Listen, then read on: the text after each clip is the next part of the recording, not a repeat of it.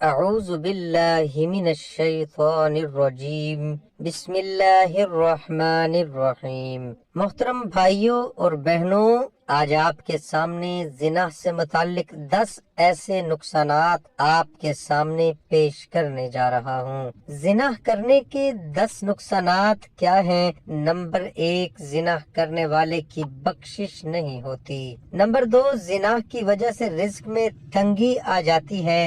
Number 3، زنا کرنے والے پر جنت کی خوشبو بھی حرام ہو جاتی ہے۔ نمبر 4، زنا کرنے والوں سے اللہ سخت نفرت کرتا ہے۔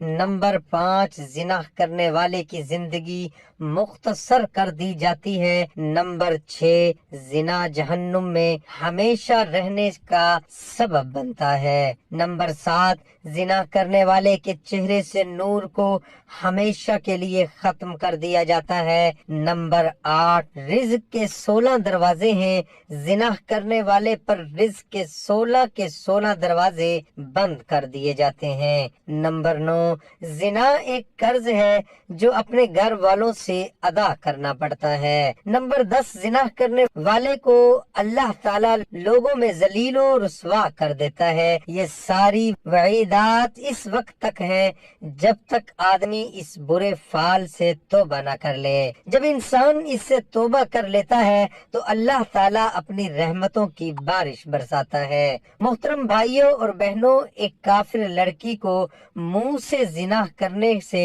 گلے کا کینسر ہو گیا۔ وہ اپنی زبانی خود بتاتی ہے۔ قبول اسلام سے پہلے ایک غیر ملکی خاتون تھی۔ چونکہ آزاد معاشرے میں پلی بڑی تھی، لہذا فحاشی کی لت لگی ہوئی تھی۔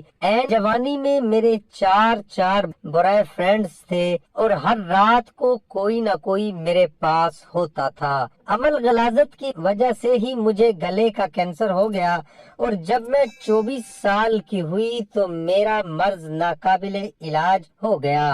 یہاں تک کہ میری فیملی نے مجھے ایک فلاحی ادارے کے سپرد کر دیا، جہاں پڑے پڑے میں موت کا انتظار کرنے لگی۔ میں شدید تکلیف سے تڑپتی تو مجھے سکون آور انجیکشن دے دیا جاتا، باقی میرا کسی قسم کا کوئی علاج نہیں چل رہا تھا، کیونکہ مرض اتنا بڑھ چکا تھا کہ ناقابل علاج ہو گیا تھا، اور ادارے مجھ پر مزید پیسہ لگا کر فنڈ ضائع نہیں کرنا چاہتے تھے۔ اس ادارے میں رہتے ہوئے میں نے اپنے تمام دوست، احباب اور بوائے فرینڈ سے مدد طلب کی، مگر سب کو یقین ہو گیا کہ میں زندگی کے آخری کنارے پر پہنچ چکی ہوں، جہاں سے واپسی کی کوئی امید نہیں، بس موت کی آمد کا انتظار ہے۔ چونکہ میں اب ان کے کسی کام کی نہیں تھی، لہذا انہوں نے میری کسی بھی قسم کی مدد کرنے سے انکار کر دیا، یہاں تک کہ میرے بلانے کے باوجود فقط میری دل جوئی کرنے کی خاطر بھی وہ لوگ میرے پاس آنے کے لیے تیار نہ تھے۔ موت سے زیادہ تکلیف دہ لمحہ وہ تھا کہ جب میرے حسن کی داد دینے والے، میرے ساتھ جینے مرنے کی قسم کھانے والے مجھے چھوڑ گئے تھے۔ خیر، میں مکمل نا امید ہو کر سارا دن چھت پر جلتی لائٹ اور گھومتے پنکھے کو دیکھنے میں گزار دیتی۔ انہی دنوں میرے ادارے نے ایک پاکستانی مسلم خاتون کو بطور کلین صفائی کرنے والی ملازم رکھ لیا۔ پورے عملے بلکہ ادارے میں وہ واحد مسلمان تھی۔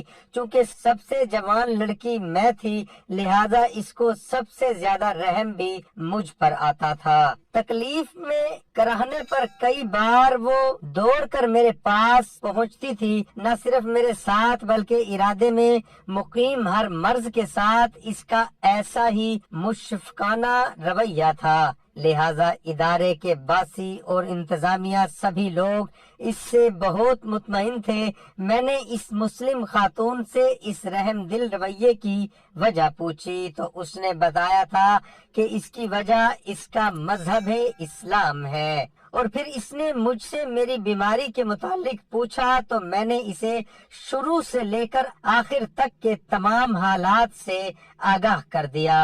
مجھ کو ملنے والے ڈاکٹرز، ویٹرز اور NGO کے تمام لوگوں میں سے واحد وہ پاکستانی مسلم خاتون تھی جنہوں نے مجھے کہا تھا تمہیں کچھ نہیں ہوگا، تم بچ جاؤ گی، اور یقین کریں اس کے الفاظ میرے لیے صحرا میں پیاس سے تڑپ کر مرتے ہوئے شخص جیسے تھے جس کی موت سامنے ہو اور اچانک برسات شروع ہو جائے، یہاں تک وہ انسان سیراب ہو کر پانی پی لے۔ میں نے پہلی بار محسوس کیا کہ میں ابھی اور جی سکتی ہوں۔ مجھے پہلی بار لگا کم از کم جتنی سانسیں باقی ہیں انہیں موت کے انتظار میں گزارنے کی بجائے موت کو ہرانے کی کوشش میں گزارنا چاہیے۔ مگر دوسری طرف جب ڈاکٹرز کی رپورٹس کے متعلق پڑھتی جنہوں نے میری موت کا مہینہ تک بتا رکھا تھا تو پھر مایوس ہو جاتی۔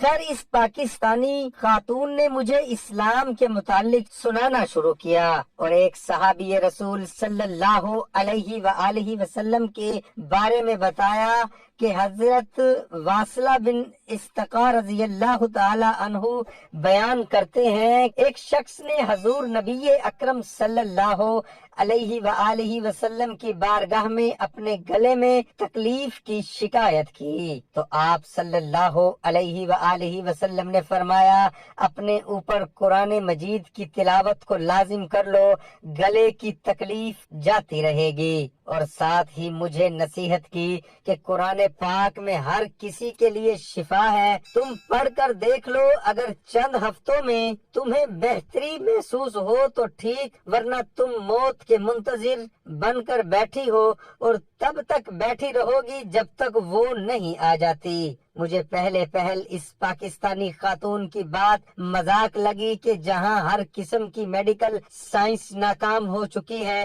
وہاں یہ صفائی کرنے والی ملازمہ کیا علاج بتا رہی ہے، مگر تقدیر کو کچھ اور ہی منظور تھا۔ شدید تکلیف کے ہاتھوں مجبور ہو کر میں نے اس پاکستانی مسلم خاتون کی بات مان لی۔